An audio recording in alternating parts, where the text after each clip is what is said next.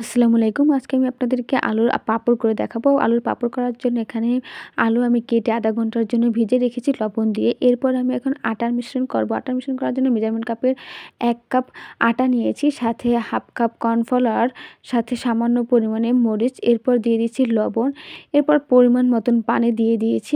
পানি দিয়ে ভালোভাবে নাড়িয়ে এটি মিশ্রণ করে নেব।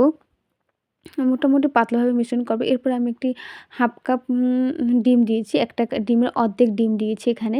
এরপর ভালোভাবে মিশ্রণ করব। মিশ্রণ করার পর যখন এরকমভাবে মিশ্রণ হয়ে যাবে, এরপর যে আলুটা রেখে দিয়েছিলাম ০.৫ ঘন্টা পরে, এই আলুটাকে আমি একটা কাঠির ভিতরে ঢুকিয়ে সুন্দরভাবে শেপ দিয়ে নেব।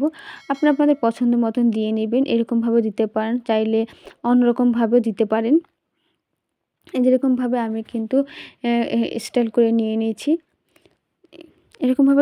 এরকমভাবে আমি ২টা কাঠির ভিতরে ঢুকিয়ে নেব। এরপরে আমি এই যে কাঠিগুলো, এই কাঠির ভিতরে আমি যে আটার মিশ্রণটা করেছি সেই মিশ্রণটা দিয়ে দেব। সুন্দরভাবে আটার মিশ্রণটা দেওয়ার পরে যে আটা একটু কিছুক্ষণের জন্য রেখে দেব, যাতে আটার মিশ্রণটা ঝরে যায়। ঝরে যাওয়ার পর এরপর আমি ভেজে নেব তেলের ভিতরে।